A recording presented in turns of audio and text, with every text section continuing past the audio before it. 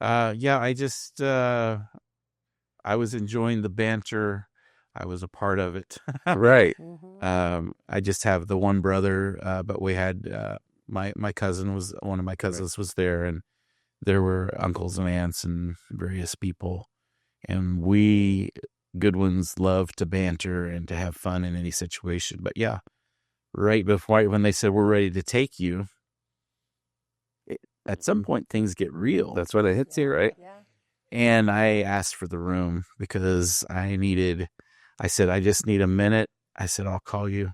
They'll be right outside. I said, I just need a minute to myself. And I just had a little conversation with God and told him exactly where I was in life and what I was, what my situation was. And I just want to. I can't imagine the courage that it takes. Yeah, there's just that moment where, you wanted everything to be quiet and calm, and you wanted to go into that, or I wanted to go into it with mental focus and clarity. Clear eyes, yeah. And honesty, and just go from there. And so once I had that 60 seconds or 75 or however long it ended up being, called him in, and there I went off to the operating room.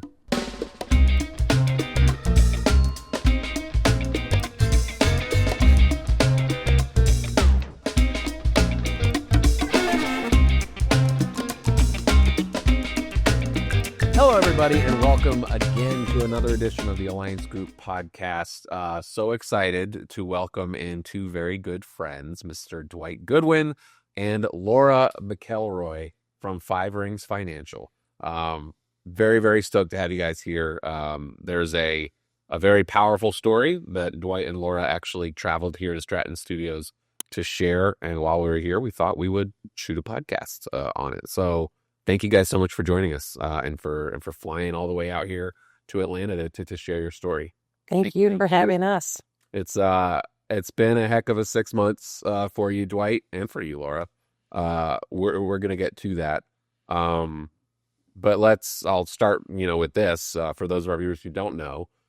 Dwight, an agent with Five Rings Financial. Laura, you actually brought him into the industry how many years ago? About 9. Started out as a client 9 years ago, became an agent. Is that right? He became an advocate first, and then he decided to become licensed, and now he's a professional agent. Right. So one of those stories, we hear them all the time here, within Alliance Group, especially a lot within Five Rings Financial, somebody that starts out as a client, turns into someone who takes on the career themselves. But 6 months ago, Dwight, you suffered a major heart attack, resulting in a living benefits payout of $559,000. Yeah, just a drop in the bucket. It's just a little tiny chunk of change, right? Yeah. So again, that's why you guys flew out here. I was at Five Rings National Training Camp recently and saw Dwight's, amazing story that he presented in front of all those agents, 1,000 people there. Not a dry eye in the house. We immediately decided that we wanted to fly you guys out here to capture that story. We did that this morning. There'll be a new testimonial video coming out featuring you guys. So I wanted to sit and kind of chat about this. First of all, Dwight, how are you? 6 months out of a major heart attack. To be honest, man, you look really good. If I looked any better, I have to be on the cover of a magazine. Seriously. I mean, seriously, you look great. You don't look like somebody who just had a close brush with death. And, obviously a major heart attack. To get an offer like that, as our agents might know, it was over. How much death benefit did you have total? It was several policies. $960,000 of death benefit face value that I made a living benefits claim on. Right. Sure, over those were that, and that included 4 policies from 2 different carriers. Yeah, but my God, thank God you had that coverage in place. Absolutely. You are the one who way back when introduced Dwight to living benefits. He didn't even think he needed life insurance at the time. Dwight didn't think he needed life insurance. He didn't really think he needed living benefits. Never married, no kids. What's a beneficiary for? To leave somebody that money behind. He just didn't feel like he had that need. Yeah. We were able to share with him over the course of a couple of years, sharing a little bit more each and every time. Yeah. Hey, Dwight, this is really important. If you don't have a spouse, if you don't have children, who will take care of you when a life event happens? Right. So thankful that we did that back then. I guess if she had spoken a little faster, we could have got it done sooner than 2 years. But Whatever. 2 years to finally come. And Dwight, the way he told his story was, you're a you've been a real estate agent for a very long time. That was your primary, your only gig back then. You were when you met Laura, you were your budget was pretty tight, right? Yeah. That was part of this story that I thought was so fascinating.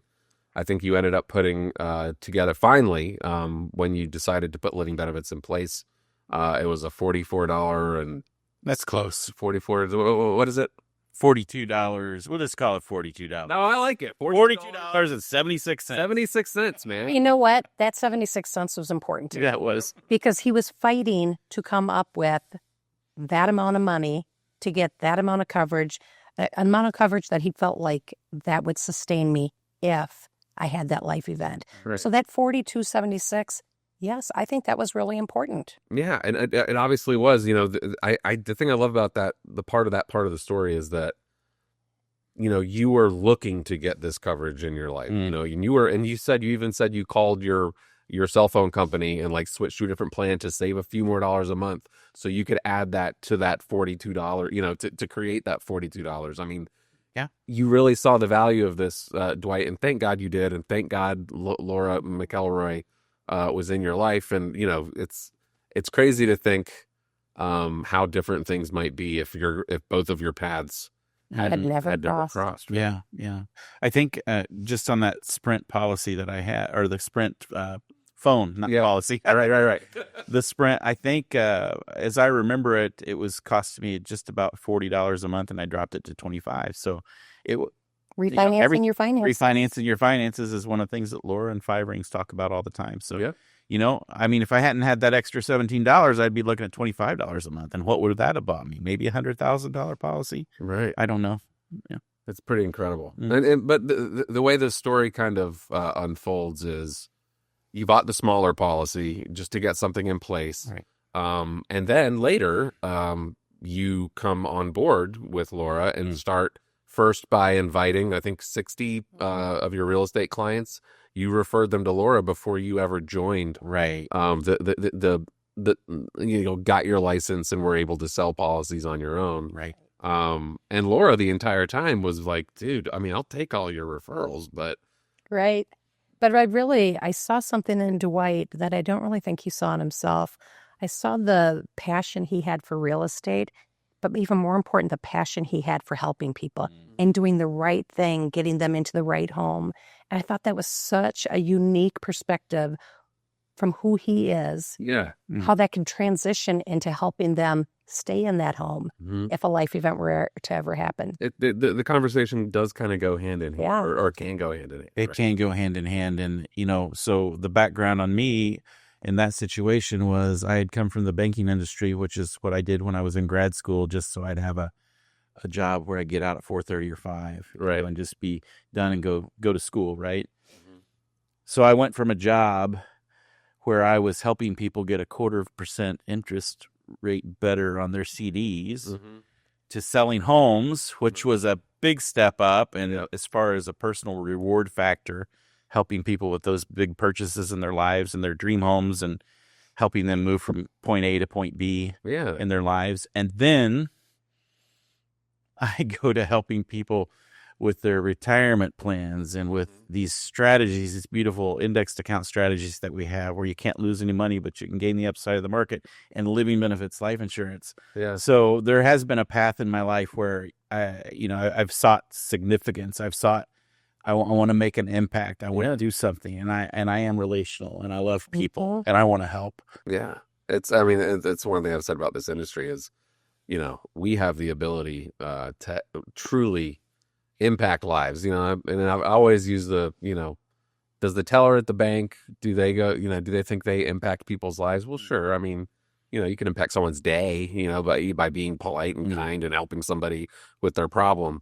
But and a lot of people like to think that in their professions that they are impacting lives, but we are impacting lives. And Dwight, no one's life has been more impacted by this industry than you. So let's kind of go back to this. You guys started working together. You were referring business to Laura. She finally convinced you, hey, let's get your license. Let's start helping people.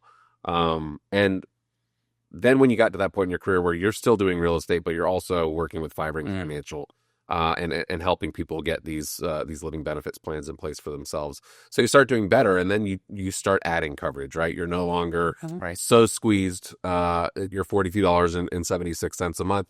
You're like, hey, I can afford to get more, and thank goodness, Right. you do, right? Yeah, 2020 was a record year for me in real estate. 2021 was a record year. 2022 was a record year. In the meantime, the Five Rings business that I had started had come up to about 50% of the revenue. So not only was I making record money in the real estate business, the Five Rings business had caught up to it. So I said, absolutely, get debt paid down, get new policies, get new living benefits protections, because I knew that the original $200,000 policy wasn't really where I wanted to be. So once I had the opportunity, and I would keep Laura informed at that point on what was going on. Hey, I'm adding another policy. Hey, and she was, of course, cheering me. Yeah, jerking me on. That is amazing, because you eat those living benefits. You need as much living benefits as you can afford. Yeah, and make that a priority. Don't make it this is the money that I have left over afterwards, after I'm going out and I'm buying my whatever. This is important to prioritize. Yeah, we need to prioritize it. Yeah. It's really powerful. And thank goodness that you did. Dwight, we kind of touched on, you didn't have your typical traditional need for life insurance with the death benefit. You're a single guy, no kids, so there wasn't the need to necessarily protect a family, that traditional need for life insurance, which was kind of part of your initial resistance to originally getting living benefits. But what did resonate with you was that living benefits part. It was the need for you to be financially protected, and for your businesses to be financially protected, and your income to be financially protected for yourself, right, if something happened. That was underlined by your experience with your parents, right? So yeah, absolutely. Yeah. So your mom and your dad, your mom battled cancer when you were a child, right? And you got a firsthand experience of watching somebody go through that. And then later in life, your father suffered a series of strokes, actually. So tell our viewers how that experience with your parents and seeing them be waylaid by sudden illness really affected your living benefits decision. Well, when I was talking with Laura, and part of the reason it took 2 years, I'll let you off the hook. You actually did a very good job explaining it. And I was the one who took all the time in the world, but it took me a while to start connecting the dots, I guess is the way to say it. So Laura gave a fantastic presentation at one of our networking group meetings where I knew her, and 15 minutes on living benefits. And I was intrigued because it triggered something in my memory banks about my mom and her cancer, her fight with lymphoma. And up until that point, I had just been thinking of, I don't have a wife, I don't have kids. Nobody wants to pay for something that someone else is going to get the benefit for, right? Right. That whole mindset, which I understand where people are coming from. That's where I came from, right? Sure.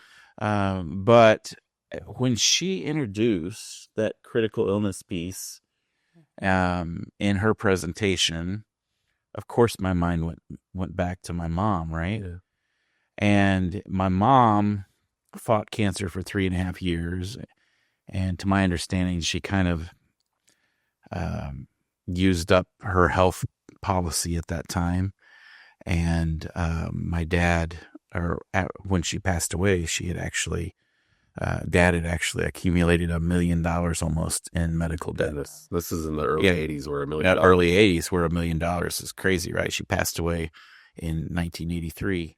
And so my mind immediately went back to that. So when she presented that, I immediately saw value in living benefits. Right. I may not have saw it for myself first, but I saw the need for living benefits. Well, fast forward 35 years or so, Dad has a stroke in 2016. Well, Laura and I had been talking for 2 years from 2014. Yeah. We'd met that summer. We'd had a couple of chats about it, and I was still on the fence and still wanting to do it, but budgetarily, I was having a really down year in real estate, and I was like, I don't know if this is the time. I think it's valuable. But then Dad had his first stroke, and he lost the use of the right side of his body. He had to go through between the hospital and the first rehab stint. He was gone for 5 weeks, and really, I was proud of my dad because he fought. He fought back. He wanted to get better, and he got to go home, and he lived for a number more years. But the point is that once I saw Dad in that struggle and saw the impact of it, something clicked. Yeah. And what clicked was, if something happens to you, Dwight, whatever that may be, cancer like Mom, stroke like Dad, or something totally different, right? Dad's no longer able to take care of you. Mm-hmm.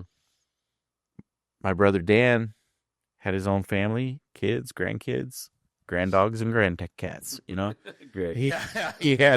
He had all that going on, so he wasn't in a position. I'm living with my first cousin, and we love each other and everything, but he's not really a caretaker, type. And plus, without my income, how do we pay the bills? And just, I imagine, just the desire to be financially independent. Sure. Even if you had someone who would be willing or able to take care of you, well, if I have the opportunity to take care of myself, I would like to do that, right? Absolutely. That's definitely preferred, right? Absolutely. So that's when it all came to a head, and I was like, oh, even though I hear living benefits, even though Laura tells me living benefits, I'm still viewing it as a death benefit. Right. And that's where it went from here, ironically, to here.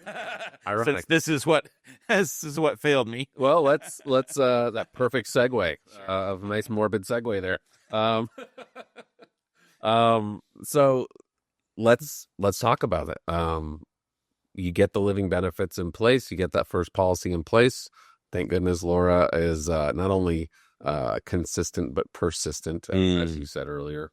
I'd add impatient. He painted it in a positive light. Yeah. No, but I think that's important too, because it's not about just making a quick sale. It never is about that. It's really about protecting people and meeting them where they are at, not where I am at. Yeah. I don't factor into it, but where he was at. But I saw so much in him, and I saw the need that he really had, but just wasn't quite there yet. Well, you must have seen something, Laura. I mean, you're one thing that struck me as I've gotten to know your shared story, is just, there's not a lot of agents that would, first of all, keep coming back and keep being persistent and following up with somebody when what you're talking about is a $40 a month policy, right? Yeah. I mean, a lot of people would say, hey, man, I've got bigger fish to fry. This guy said no. He said no twice. He said no 3 times. I'm out, right? But not only did you stick with him, you saw something in him. You guys are going to lunches together. I mean, this really seems like a special. Hey, now wait a second. There's nothing going on here. No, It's okay, just lunch. platonic. It's just lunch. But seriously, what a bond you guys must have, and what a bond you must have felt with him to get him to the point where not only he's buying one policy, but he's getting into the business. He's buying multiple policies. He's helping other people now. It really was about building that relationship. It wasn't about selling him. We talked about many other things, but it would always come back to, I think this is important for you. Yeah. Where are you at today? Right. You weren't. Yeah. It's not like you were like hounding him about life insurance at all of these lunches and all these times that you talked to him. You're just But I did have to have surgery for, the arm behind the back twisting and all that. Oh my Thank goodness. goodness. Yeah, Thank goodness. thank goodness. So Dwight, 6 months ago, and again, we started this podcast off. He's saying, "I just can't. You don't appear like a guy that had a major life-threatening widowmaker heart attack 6 months ago, but you did. Tell us how that came about and about your tell me about the day that you had a heart attack." Well, it was a warm and sunny day. I really don't remember anything about that day. I was in Kansas City, Missouri, and I had come out of a shop, and I got in my car. I don't know. It was maybe my brother would probably know the timeline, but maybe 6 or 6:30 in the evening, and I was ready to go home. I got in the car. I sat in, buckled the seatbelt, and had an instantaneous migraine right there, right in my temple. Never had that happen before. I mean, it hit within 2 to 3 seconds. It went from perfectly fine to, oh my goodness, I can't take this pain. So I opened my console and I grabbed a handful of Advil, and I took the Advil and buckled up and drove home. And during that drive, it went from here, within just a few minutes, it went from here to the jaw locking up, the neck locking up. And as I continued driving home, the chest muscles started locking up. I started having difficulty breathing. I got cold and clammy, and then, 30 seconds or 60 seconds later, sweating profusely. And then it went into the arm, and it just kind of spiraled from there. But I just drove home. Was where he gets a little embarrassed. He's like, yeah, then I just chilled. I drove past the hospital to get home. Yes, you did. I did, right? You know where I live. You know where I was driving. So I was like, well, there's the hospital. No, I'd rather go home. Well, okay, so real quick before we finish this story, you had some false alarms earlier, right? I mean, like way earlier in life, where you had some heart what was it? Yeah, just some rhythm challenges from way back when. Right. And so they went in 2008, fixed it. I got a full medical release, and Right. I was not a cardiology patient. I didn't know anything Right. was going on. So it was, but I had some false alarms. Yeah, you had lots of false alarms. And so, and you would go and you'd go in and they'd charge you a bunch of money, create a bunch of medical bills, and it was for nothing. Right. So you'd have that happen several times. Right. So this is what's in your mind as you're like, I'm sure I'm fine. Maybe I have indigestion. Right. I'm going to go try to sleep this thing off. Right. Exactly. Well, at least get home and in the past, if I've had anything like that, I just go rest, lay down and rest. And so I got home, and for another issue that I have in my neck, I have these little like low dosage muscle relaxants, and I cut them in quarters. I'm very careful about it because I don't want to be knocked out for it. But I went and took a quarter of a muscle relaxant pill, and I went to bed. And so you slept great? No, not at that point. 15 minutes later, I was like, "This isn't working." My pain levels were like 12 or 15 at that point. Oh, so I was beside myself. So I grabbed. At that point, I'd already been in bed, so I grabbed my keys, my pants, my blood pressure cuff, and went downstairs, unlocked the front door because I thought I was going to call 911. And then I sat down, and by the time I got all my clothes on and shoes on, the Flexeril, which is the muscle relaxant, started to kick in. And so I had my blood pressure cuff there. I was at 168 over 118 maybe. I don't know. It was high. Yeah. But I took it, and it was starting to come down. And so I'd called my brother, and I said, "Hey, I think I might be having a heart attack, but I'm going to give it another 10 minutes." So he said, "Well, I'm calling you back in 10 minutes. And so during that 10 minutes, I fell asleep just like I'm sitting right now. Just boom, out. Fell asleep. Oh my! Sitting up, straight up. he called me back. I took my blood pressure again. It was down 10 or 15 points. I said that muscle relaxant's kicking in. I think I'm good. I'm just going to sit here. I'm going to keep the door unlocked in case I need to call 911. Mm-hmm. But other than that, I think I'm doing it. Well, I fell asleep and I woke up 3 hours later and my BP was 109/59, the best BP I'd ever had. Wow. And so I went upstairs and slept for another 9 hours. So altogether, 12 hours of sleep. And when I woke up in the morning, it was 109/59. Pulse was like 54. It was perfect. I felt great. Mm-hmm. But I'd had a heart attack, didn't know it. Oh my gosh. Yeah. That's absolutely insane. This is just, I don't know. Maybe I just don't know enough about heart attacks. Like all of this flies in the face. You know, you just think a heart attack is, yeah. And sometimes it is, right? But that is a very, I would say, atypical heart attack story. I hope I can get that on my screenshot, by the way. Yeah, the best night of sleep you've ever had, I think you said. Like, one of the best nights of sleep you ever had. And you woke up feeling great. Absolutely great. In fact, Laura had said earlier that you had noted that when I called you, I just thought he had more energy. Yeah. And I had... Because I didn't tell you that I had a heart attack right away, right? No, but I could sense it just listening to his conversation and, oh, I'm good. What's going on with you? I'm asking me these questions. Well, this is where we're skipping ahead a little bit. This is after you went. So, right. Back okay. to... Yeah. Sure, I'm sorry. So, in the morning, you wake up, you feel fantastic. What happens then?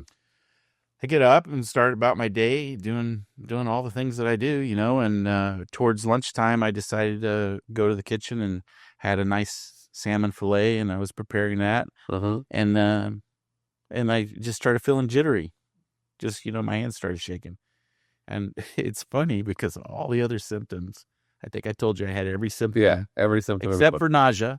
I'd had every symptom in the books. And then it was that morning that I was like, I'm jittery. Maybe I ought to go get this checked out. Wow. There must have been something in the back of your head that was like, that wasn't right last night. I'm in denial. Maybe jittery plus all of the other symptoms that I was in. So you decide you're not going to go to the hospital. Oh, no. We don't want to be premature. So there's a clinic, an urgent care, about a mile, just over a mile from my house. And so I went into the urgent care and I said, hey, I'm just here to get checked out to make sure I did not have a heart attack. And that was my goal, to prove that I didn't. And I think the two reasons were I was worried that I wouldn't get a reimbursement if we found out later that I'd had a heart attack, because then they wouldn't be able to pinpoint when you had it. And maybe then I would be stuck with medical bills that, you know, without any assistance. Right. And then got to get it documented. Yeah. And then the other thing was just the back of my mind. It's like, what if it was a heart attack? It might have a different result if you ignore it. So those were the two reasons, but I still didn't believe that I'd had a heart attack. Wow. They took an EKG, had just a slight abnormality in it. The doctor at the urgent care said, Dwight, I don't see much, but here's the deal. EKGs are pass or fail. This anomaly, these two little anomalies mean that you failed. Go directly to the hospital. Do not pass go. You know, the whole reason. Yep. And of course, they wanted to call an ambulance for me. And I was I feel great. I feel better than I felt it. And I don't know how long. Yeah. So I went ahead and drove up to the hospital with the EKG in hand. They had called ahead. And when I got there, they did another one immediately, which showed nothing. In fact, the doctor's words were, well, this EKG is totally unremarkable. Which is good. Yeah. Unremarkable is good. Which is good. But they said, we got to do a blood panel because of the other. But the one EKG. you brought in. Yeah. It said, there's something here. And so we did the blood panel. And that's when I found out. Yeah. So the way you find out, a lot of our agents might be aware, there are certain enzymes that are released when you have myocardial infarction. And you had some markers in your blood. I did. The troponin levels, which were supposed to be, as I understand it, between 10 and 20 in a normal adult male. 10 and 20. Came in just a few percentage points above it. I think it was 13,344. But who's counting? But who's counting, yeah. And then it went up later in that process up to above 16. Oh my gosh. So this is, okay, you have definitely suffered a heart attack. That's right. What does that feel like when okay, we're now beyond a shadow of a doubt, you have suffered a heart attack. I still didn't believe it, really. I mean, You felt great. I felt awesome. I actually, I looked at, I don't know if it was that night or but definitely before the surgery happened. I looked at the doctor and said, I honestly feel like I could go out and play one-on-one basketball, and I haven't done that for 20 years. That's crazy. I had that much. So I don't know what was like going adrenaline. on. I don't know if it was adrenaline or something else, but I literally felt great. And when I called her, I was just bubbly and energetic, and she just couldn't believe that I had a heart attack. So that is when you called. This is where we skipped ahead. Pretty close, yeah. So Laura, you get a call from him? I get a call from him, and he is really like chipper and joyful and asking me all these questions. And how are you? Well, what's going on in your day? Well, tell me about this. It's like, how are you? Well, I had a heart attack. And I was like, oh, sure you did. Yeah, and then it's a bit of a prankster. And he is a little bit. And so I wasn't buying it. And then all of a sudden he said, no, I'm serious. I'm in the hospital right now. And I said, you sound like you have more energy and more enthusiasm than I've seen in months. Maybe that heart attack was something that it just needed to release that pressure, and it brought you back to life. That's and crazy. Thank God it did. Back to life, back to reality. Yeah. So, back to reality indeed. You're about to get a big reality check. So you're like, okay, I feel great. A heart attack. What does this mean? And they tell you, okay, well, this is surgery, right? Yeah. So I had to go through a heart cath first, and that's when they discovered that it was the 100%. 100% blockage with the LAD, which is the widowmaker artery. People don't statistically survive those. 12% chance. I found out after the fact. The American Heart Association indicates that you only have a 12% chance if you're not already in the hospital when it strikes. And you were not in the hospital. No, you were so far away from the hospital. He was having a nice little sleep. He was having a nice siesta all night long. My gosh. So, you dodged a huge bullet there. Yes. The way that they deal with that when you have a 100% blockage of your widowmaker, that's a bypass surgery. Yeah, generally heart, right? Generally, they can't do a stent because if it's 100% blocked, they can't really poke through it. And that worked out in my best interest, I believe. Yeah. And I've had other doctors say, well, that's really the better way to go. It's the more permanent get it done solution and get it taken care of. So that's what happened. But this is crazy. Nothing else was going on. It was just the one artery. Everything else was clear and well oiled. Wow. So I just don't understand, but. So that surgery was pretty bad, as you described.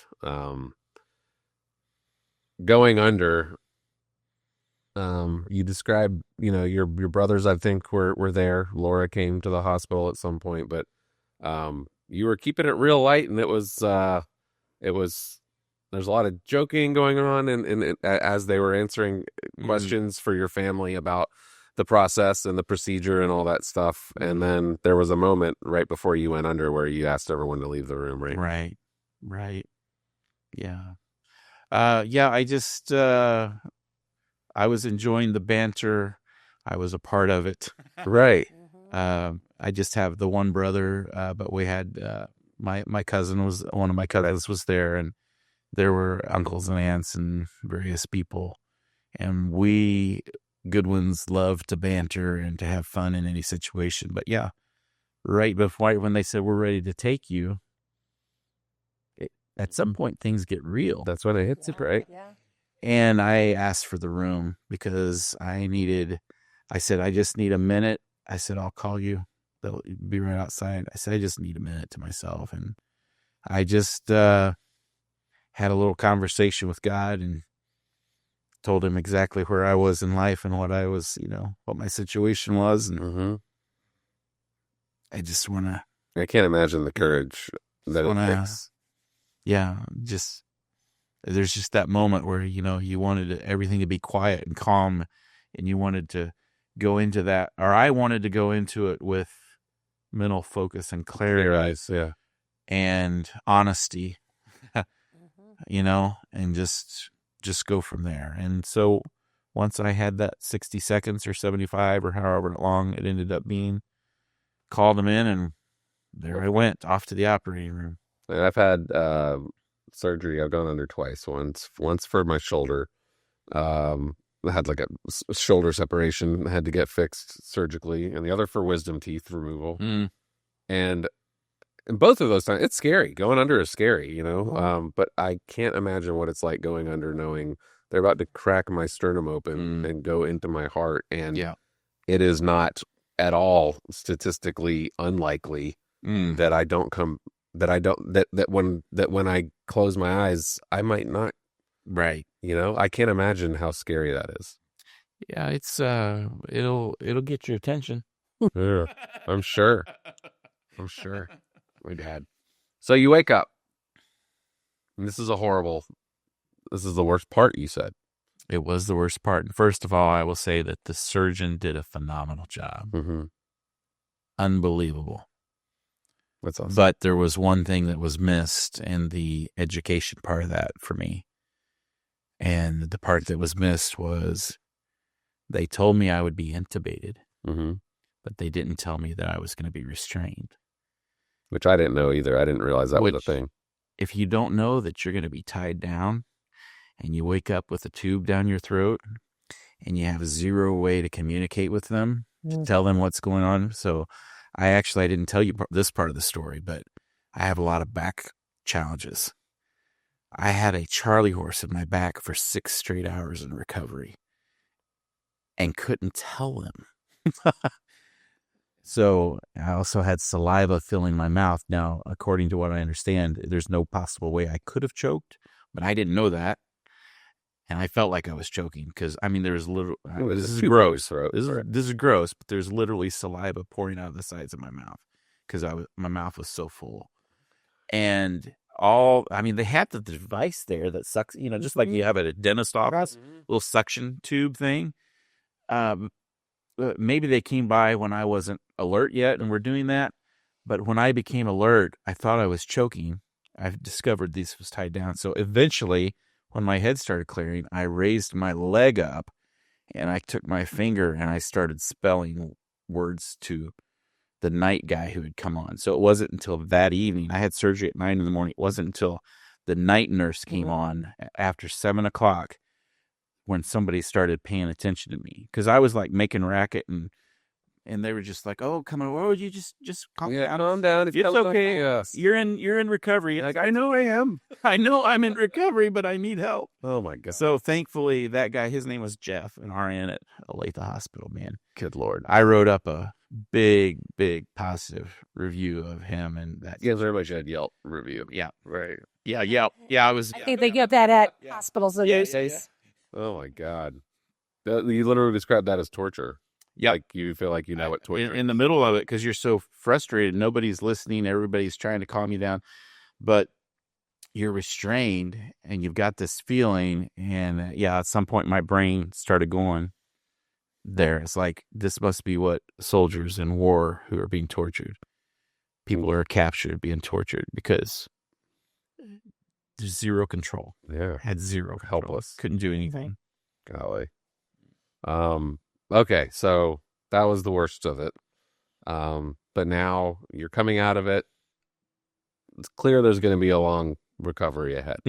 What are your doctors telling you at that point about your recovery or how long it's going to take? I think they were pretty optimistic. Surgery obviously went really well. Yeah, surgery was fantastic. The heart responded well. Ejection fraction was immediately bounced up. So there were a lot of positive things and a lot of optimism about my recovery. And for the most part, it was a steady, slow recovery. But I think they were a little over optimistic because of my youth. Yeah. Right. So it's, but you're 6 months out. And like I said, you look great. Obviously something's gone okay with your recovery, but it hasn't been an easy road. No. At what point do the living benefits? Because obviously you're not going to be able to work. It must have been pretty clear to you. It's going to be at least 6 months before I can. No, it wasn't clear to me. I thought I'd be back to work in a couple months. So Really? yeah, it's just been. It's been in the last 3 or 4 weeks that the first time that I've worked more than 5 to 7 hours a week. So the energy just wasn't there. So yeah, it's just been recently that I've been able to resume maybe 30, 35 hours a week. Yeah. And I was not expecting such a long recovery. And I think they were fairly optimistic that I wouldn't have that kind of recovery. Right. Laura, as this is happening, you're dealing with living benefits claims, and getting you're doing that on his behalf, because technically, were you still the agent on his first original policy, or you would sign that over when he came on board? Prior to him having the open heart surgery, we made some changes and requested the carrier to allow me to receive all of the medical information. Well, that's excellent. And therefore, I was also forwarding all of the medical information on behalf of Dwight, not knowing where things would be or what position he would be once he came out of surgery. Just trying to cut out all those delays that would happen Right. with him being, in recovery, unable to review this information and sign forms and get them off. So that's fantastic. You were doing your job. So, tell us about the claim, getting the offer. The claim process is really pretty easy. It's a little bit of paperwork. It's getting all the doctor information to the right parties. And then they go through and they determine the severity of the illness. And when they made that determination and they sent us an email, I was jumping up and down in my office, and I called Dwight, not thinking he'd be awake at 8:30 in the morning. She did well. And I said, call me as soon as you get this. And then I followed it up with a text, because I know he was waiting for that. I know we were both anticipating what it could be and the difference it was going to make in his life. And he called me and he said, how did you know that? And I said, I just got the email a minute ago, and this claim is going to make a difference in your life. They are awarding you $559,000 My gosh. in living benefit claims. You can't beat that. It was a term insurance policy. And something that people always underestimate is they think it's a cash value policy. Yeah. That they're taking the cash value Right. from their insurance. They were like, I That's already not- paid a bunch into it, so I'm getting most of my money back, or maybe a little more than the money I put in. But this is a term. This is a term policy that does not have cash value. But this term policy had living benefits, Right. life insurance that he was able to have in his pocket before his death. Exactly what we started with so many years ago, setting him up so that he would be able to take care of himself financially. We gave him the financial power to go forward and to be able to take this time off for the last 6 months and to focus on getting this a little better. Hey, easy there. I just had open heart surgery. Well, you've actually done the math of like how much money you paid into these policies and then how much you got out, right? Yeah, I'm going to take a phrase you used earlier in a different way, and I'm going to say the day that happened, that's when I really had a reality check. You know what I mean? Yeah. Oh, yeah. Yeah, It's a big check. A big check. A reality check. I did the math, but I have to admit that the reason I did the math was because Miss Laura here kept saying, you need to do the math. Yeah. So you can tell everybody what this was like. So, yeah, from 2016. You got that first $42.76 policy. So I calculated all the premiums that I'd paid in all the policies up until the heart attack. It was just about $17,500 that I put in. Wow. How much did we say I got back? $559,000. Not a bad return on your 3,200% return. 3,200. 3,200% return on investment. So, if you give me $100, would you like it? I'll take that every time. Yeah, you'll take it. I'll take half that. Oh, by the way, Happy Meals for everyone afterwards. Right? Hey, we're being heart conscious now, Blake. Oh well, I would get it without the bread. Yeah, there you go. It's an incredible ending to this story. I mean, it's really not the ending. It's just the beginning. You guys have both, with this, Dwight, you obviously have an incredible story to share with any clients that you're talking to. I mean, this changes the way that you go forward in this industry. You now have this invaluable real life experience that you can just tell this story to any client, and how could they not? Instant credibility, I would think, I would hope, but yeah, it's I expect it to change Laura's business as well, my business, the team that we're building in the Kansas City area, everybody in our group, but even people that were at National Train Camp, where I told my story, there were 1,000, so many people, and I told everyone there, tell this story, because this the more people that help. The more people's lives this changes. That's where I don't have the wife, I don't have the kids. This is where my legacy is going to be, I hope. Well, and you're not the only one in that position. Yeah. Or looks at life insurance the way you once did and thought of it only providing you a death benefit. Now everybody is seeing, and you're having an impact on so many other people because you have been vulnerable enough to share your story. And there'll be a lot Thank you for Alliance Group. Oh, absolutely. For sharing this story. Well, I mean, when we saw that presentation, we immediately knew we have a Living Benefits Awareness Month coming up in January, and we wanted your story to be a big part of that month for us, where we create marketing pieces for agents to go out during January and spread the word about living benefits. So that's why you're here today, is to we shot that story, that testimonial. People will be able to tell your story, and hopefully they will continue to verbally to their clients, but now we're going to have a video of you telling the story yourself. It's fantastic. If I were going to sum it up myself, you haven't asked me to, but if I were going to, I would love you to. I see a special market for single guys, right? Mm-hmm. And of course, I'm interested in all the single ladies. Cue the music. Single guys. No, so seriously, I do have a serious point. But yeah, single guys, who you never know, right? Historically, and the numbers will tell you that, men don't fare as well as women over the long haul, right? Right.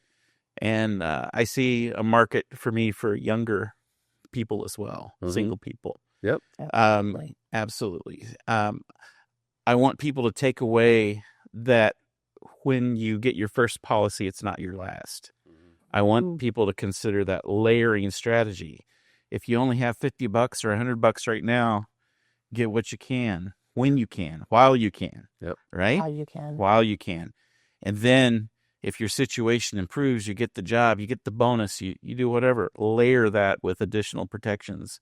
And finally, we haven't talked about it at all, but not only did I protect myself, I protected my business as a key person. Right. Key person insurance, because we haven't even mentioned that. Right. That was so important, because when this happened, and I'm essentially, I hire independent contractors and other people to do things for me, right? But I'm essentially the only person that makes that business run. Right. And when I was no longer able to work, the influx of cash that I got was able to keep the bills paid, the debts paid, and keep things running to the point now. I don't have huge revenue coming in yet, right? Right. Well, you just had a huge windfall. Yeah, but it was able to keep the business rolling. So those are the different areas where I see that this story is going to have the most impact. Of course, I hope it has great impact with other people as well. Families and people who do having those other. I mean. You're definitely not limited to the game. Right, I'm not just limited, but... Well, it already has had an impact on your family. So many of your family members have already stepped forward and said, I want that. I want what you have. Yeah. Because I don't want to have what you have. Yeah. Or not to be covered and protected when that does happen. Yeah. I've got 4, 5, 6 family members who have been moving forward and trying to get some of this protection in place. So that's obviously gratifying. Yeah.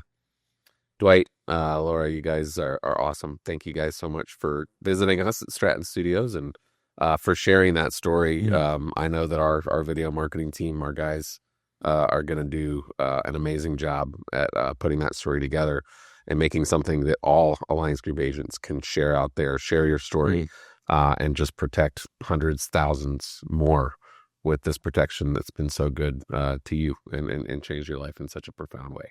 And our heartfelt thanks. Heartfelt. Thank you. Absolutely. Thanks to you and to your amazing team. It has been an incredible day spent with all of you. And we can't thank you enough for what you do for all of us. And can I say one thing? Of course, I echo that. Mm-hmm. Thank you, Laura. For introducing me. Hear, hear. You guys are awesome. Thank you so much for joining us again on the Alliance Group Podcast. Thanks, Thank you. Daniel.